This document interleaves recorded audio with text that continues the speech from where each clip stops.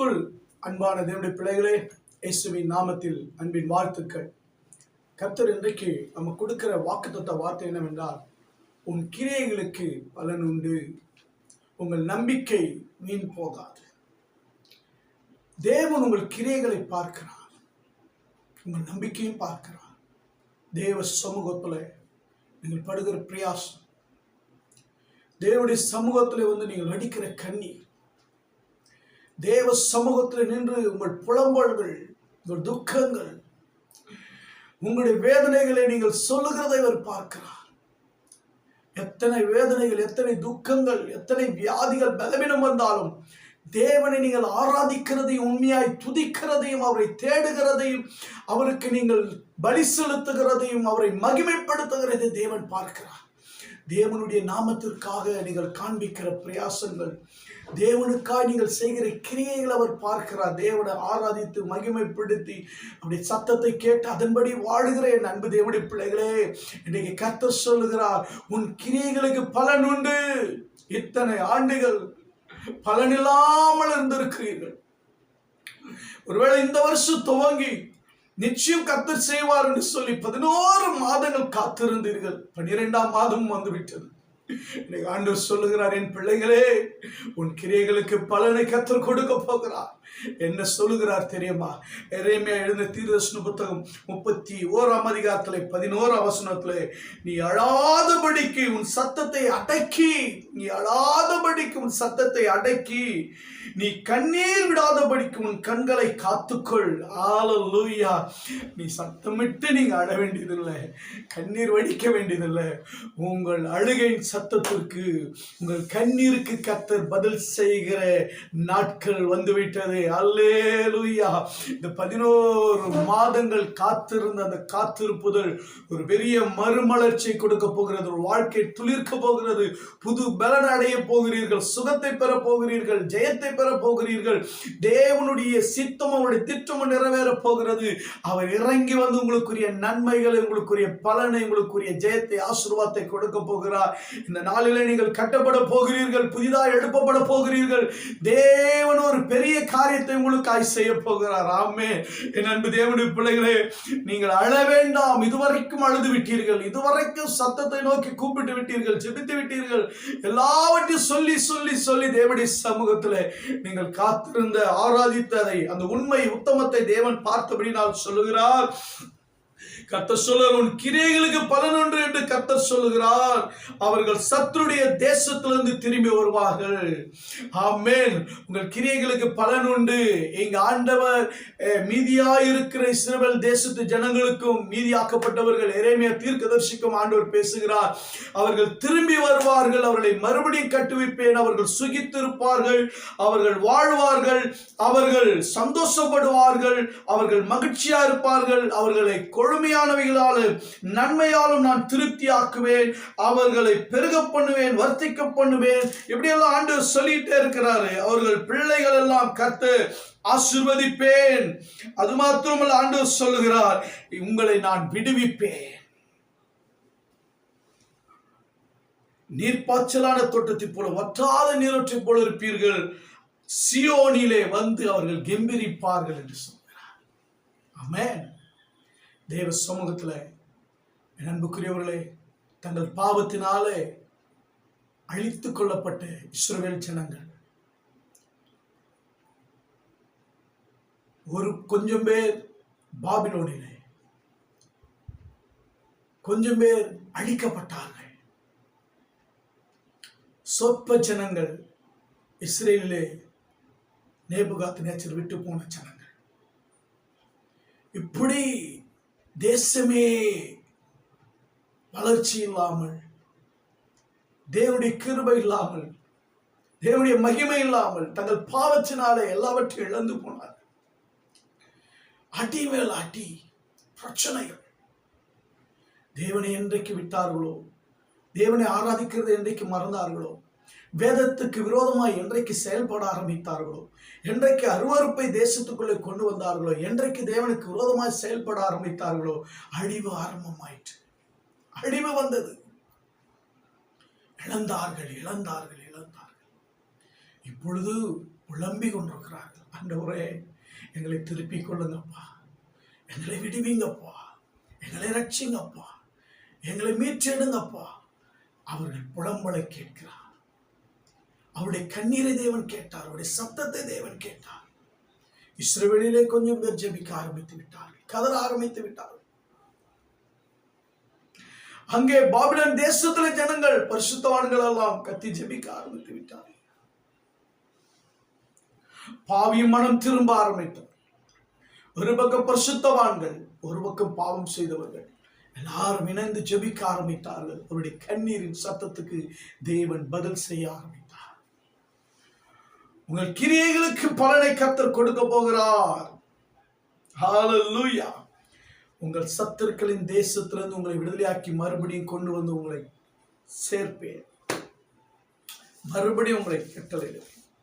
மறுபடியும் ஆண்டவர் சொல்கிறார், உன்னை காருண்யத்தினாலே உன்னை எடுத்துக்கொள்வேன். நீ மறுபடியும் கட்டப்படுவாய். மறுபடியும் தேவன் உனக்கு கொடுக்கிற பலனின் ஆசீர்வாதத்தை அனுபவிப்பாய்.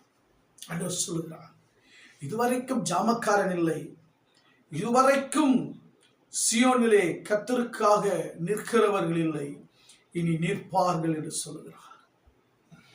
இனிமேல் இதுவரைக்கும் துக்கத்தின் சத்தமும் கண்ணீரின் சத்தமும் கேட்கப்பட்டது, இனி மகிழ்ச்சியின் கம்பீர சத்தம் உண்டாகும், ஆர்ப்பரிப்பின் சத்தம் கேட்கப்படும், தேவனுடைய ரட்சிப்பின் ஜெயகம்பீரம் ஜனங்களுக்குள்ளே உண்டாகும் என்று கர்த்தர் சொல்கிறார்.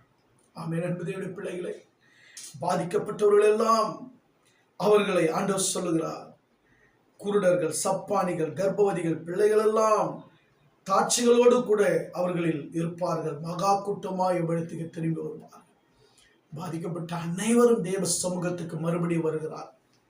பாதிக்கப்பட்டவர்கள் பரிசுத்த தேவனை தேடி வருகிறார்கள். மறுபடியும் தேவன் வாக்குத்தத்தம் கொடுத்த இடம், தேவன் கட்டுகிற இடம், தேவனை மகிமைப்படுத்துகிற இடத்திற்கு மறுபடியும் வருகிறார்கள். ஆமென். தேவனுடைய பிள்ளைகளை, மறுபடியும் கர்த்தர் எழுப்பி கட்ட போகிறார் உங்களை. ஹல்லேலூயா, ஹல்லேலூயா. ஆமென். அன்பு தேவனுடைய பிள்ளைகளே, ஆகினாலே அன்பு தேவனுடைய பிள்ளைகளே, கர்த்தர் உங்களுக்கு பெரிய காரியங்களை செய்ய போகிறார். கர்த்தருடைய நாமம் மகிமைப்பட போகிறது. ஹல்லேலூயா, ஹல்லேலூயா. ஆமென். அன்பு தேவனுடைய பிள்ளைகள், உங்கள் கிரியைகளுக்கு பலன் உண்டு. உங்கள் கிரியைகள் எப்பொழுதும் சரியா இருக்கும். வெளிப்படத்தில் சொல்லப்படும் 3:8 பிலதெல்பியா சபையை பார்த்து ஆண்டவர் சொல்றாரு, உன் கிரியைகளை அறிந்திருக்கிறேன், உனக்கு கொஞ்சம் பலன் இருந்த என் நாமத்தை மறுதலியாமல் நீ வசனத்தை என்ன செய்கிறார், கை கொண்டபடியாக இதோ திறந்த வாசல் உனக்கு முன்பாக வைக்கிறேன். கொஞ்சம் பலன் தாங்க, கொஞ்சம் பலன் தான் அந்த பிலதெல்பியா சபைக்கு இருந்தது. ஆனா பாருங்க, அந்த பிலதெல்பியா சபை தேவனை மறுதலிக்கலைங்க. கர்த்தர், இந்த பரிசுத்தமுள்ள சத்தியமுள்ள தேவன் அவர்களோடு கூட இருக்கிறார். அவங்க பாருங்க, தங்கள் யூதர் என்றும் பொய் சொல்லுற கூட்டம், சாத்தானின் கூட்டம் இருக்கிறது, எல்லாம் இருந்து கூட அவங்க மறுதலிக்கலைங்க. தேவனுடைய நாமத்தை பிடிச்சிட்டாங்க, பொறுமையா காத்து கொண்டு இருந்தாங்க, தேவனுடைய வசனத்தை பிடிச்சிட்டாங்க. எவ்வளவு துன்பம், எவ்வளவு பாடு, எவ்வளவு வேதனை வந்தாலும் அவர்கள் பரிசுத்தமாய் வாழ ஆரம்பித்தார்கள். தேவனை துதித்து ஆராதிக்க ஆரம்பித்தார்கள். கர்த்தரை மகிமைப்படுத்த ஆரம்பித்தார்கள். ஆகினால் கர்த்தர் செய்தது என்ன தெரியுமா? திறந்த வாசலை வைத்தார். இன்னைக்கு அடைக்கப்பட்ட வாசல்லாம் திறக்கப்பட போகிறது. உங்கள் வாழ்க்கையில அடைப்பட்ட வாசலை கர்த்தர் திறக்க போகிறார். கர்ப்பத்தின் கனி திறப்பார், வேலையின் வாசலை திறப்பார், பிசினஸின் வாசலை திறப்பார், ஊழிய வாசலை திறப்பார், ஆசீர்வாதத்தின் வாசலை திறப்பார். உங்களுக்கு வேண்டிய எல்லா வாசலையும் கர்த்தர் திறப்பார். படிப்பின் வாசலை திறப்பார். வேலையில நீங்கள் தேடிக்கொண்டு வெளிநாட்டு வேலைகள், உத்தியோகத்தில் கர்த்தர் வேலைகளை திறப்பார். எப்பொழுது?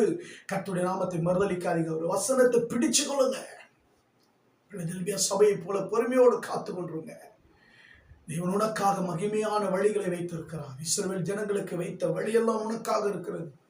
வழியும் சக்தி ஜீவனமான இயேசு கிறிஸ்து உங்களுக்கு அற்புதமான வழி, ஆச்சரியமான வழியை உங்களுக்கு திறந்து கொடுப்பார். ஹல்லேலூயா. அடுத்து ரூத் எழுதின புத்தகத்தில் 2ஆம் அதிகாரத்தில் 12ஆம் வசனம், செய்கைக்கு தக்க பலனை கர்த்தர் கட்டளையிடுவாராக. இஸ்ரவேலின் தேவனாகிய கர்த்தருடைய சட்டையின் கீழ் அடைக்கலமாய் வந்து உனக்கு அவரால் நிறைவான பலன் கிடைப்பதாக. நிறைவான பலன் எப்படி தெரியுமா? அவள் மோவாபிய பெண், ஆனால் அவள் சொன்னால் நகோமியை பார்த்து, உன்னுடைய தேவன் என்னுடைய தேவன், உன்னுடைய தேவன் என்னுடைய தேவன்.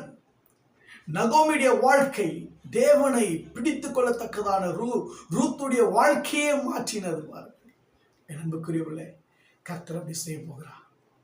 வாழ்க்கை இழந்து போன வாழ்க்கை, ஆனால் ரூத்துக்கு கர்த்தர் மகிமையான வாழ்க்கை கொடுத்தார்.